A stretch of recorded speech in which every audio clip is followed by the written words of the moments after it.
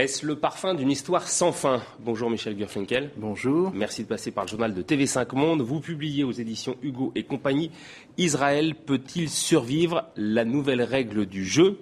Alors, Tunisie, Libye, on va les faire ensemble. Égypte, Syrie, Bahreïn, Yémen. Dans la perspective d'un Proche et d'un Moyen-Orient pacifié, quelle lecture faites-vous de ces révolutions arabes? Écoutez, d'abord, le Proche-Orient n'est pas encore tout à fait pacifié. Je crois que ces révolutions sont des événements extrêmement importants. La première question que l'on peut se poser, c'est est-ce que ces révolutions arabes suivent ou vont être complétées par une autre révolution, la révolution iranienne, qui a commencé en 2009, qui a été interrompue par une répression particulièrement brutale, mais dont on sait qu'elle peut repartir à chaque instant. Et ensuite, comment vont évoluer réellement ces révolutions? Est-ce que ces révolutions, c'est réellement un printemps des peuples, comme l'Europe a pu en connaître, par exemple, en 1989, avec un changement radical du contexte géopolitique?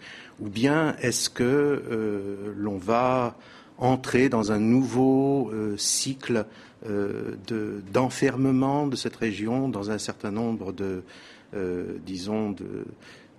thèmes, de mythes qui ont déjà malheureusement servi beaucoup pendant le siècle qui a précédé. Alors vous êtes journaliste, écrivain, historien de formation. Le 17e chapitre de votre livre parle directement de ces révolutions arabes. En tous les cas, il parle de la rue arabe avec un terme précis. Et je voudrais que vous nous donniez la définition de ce qu'est l'ochlocratie. Eh bien, c'est un mot savant, c'est un mot grec. Il est composé du mot oklos qui veut dire population en grec, kratos qui veut dire pouvoir. L'historien grec de l'Antiquité qui l'a forgé, Polybe, entendait par là le pouvoir de la foule. Et c'est un terme que l'on a pu employer à l'époque moderne pour essayer de cerner un phénomène qui existe dans certaines sociétés, la situation où la société elle-même, la foule, mais d'une manière générale, plus générale encore, la pression sociale exerce finalement le pouvoir ultime et détermine réellement la marche des États, la marche des pouvoirs. Dans le monde arabe et musulman, généralement, on parle de la rue arabe ou de la rue musulmane. C'est une situation où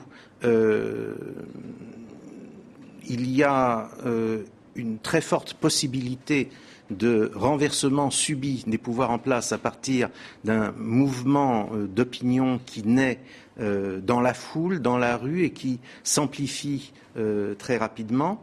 Mais par ailleurs, il y a un autre aspect, un revers à la médaille en quelque sorte, c'est que ce genre de mouvement s'opère toujours dans le cadre d'une certaine rhétorique, dans le cadre d'une certaine thématique.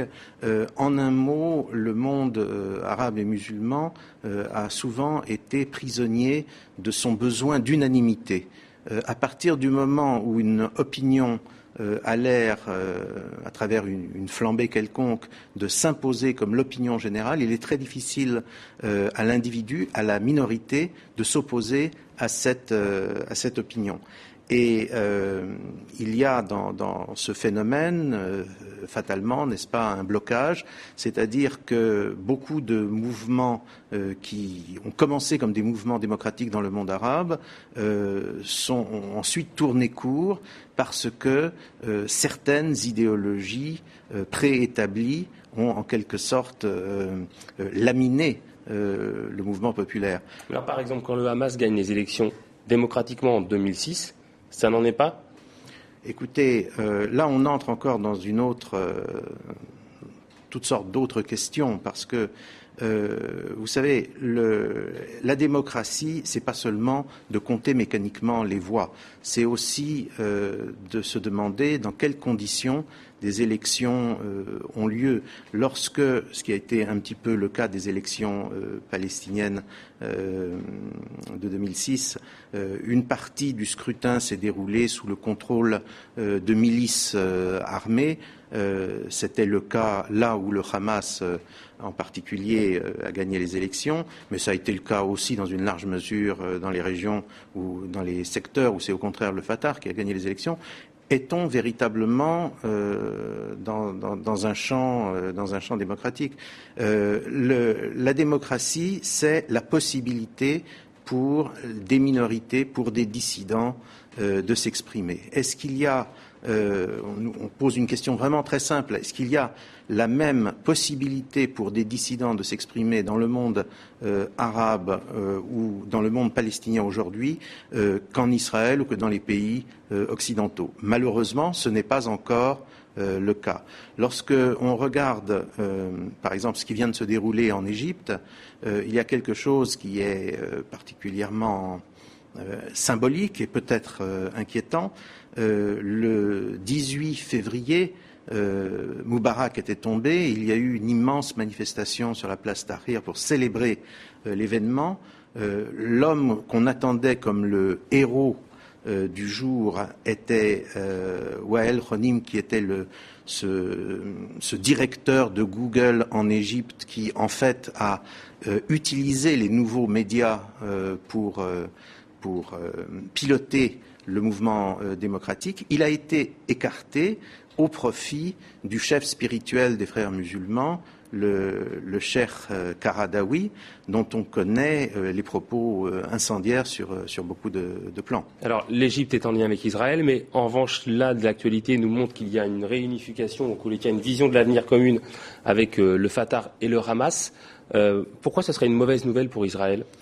C'est extrêmement simple. Le Hamas ne reconnaît pas Israël, appelle à la destruction d'Israël, refuse tous les accords que l'autorité palestinienne a passés avec Israël, refuse les accords d'Oslo et refuse toutes les formes de processus de paix qu'Israël, un certain nombre d'interlocuteurs palestiniens et la communauté internationale ont accepté maintenant depuis assez longtemps. Comment on peut sortir de ce dialogue qui consiste à dire effectivement le Hamas ne reconnaît pas Israël, Israël dit tant que le Hamas ne reconnaît pas.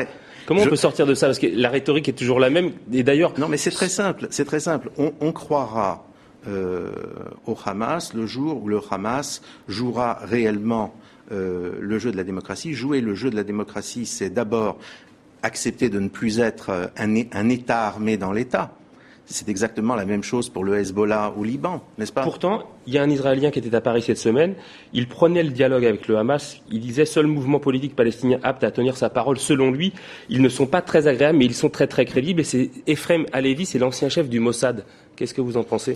C'est l'opinion de l'ancien chef du Mossad. Ce n'est pas l'opinion de la plupart des responsables politiques israéliens, quel que soit le parti politique auquel ils appartiennent. Ce n'est pas le point de vue du Premier ministre qui est le chef d'une coalition extrêmement large, qui va de la droite jusqu'à la gauche.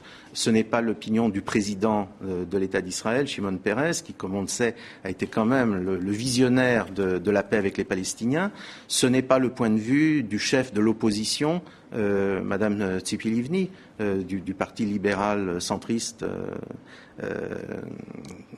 qui a été créé, Kadima, qui a été créé, on le sait, par...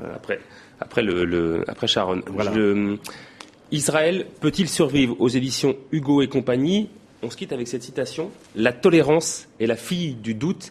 C'est extrait de Arc de triomphe de Erich Maria Remarque. C'est l'écrivain allemand qui avait été naturalisé américain car il était menacé par les nazis. Merci beaucoup, Michel Gurfinkel, d'être passé par le journal de TV5 Monde.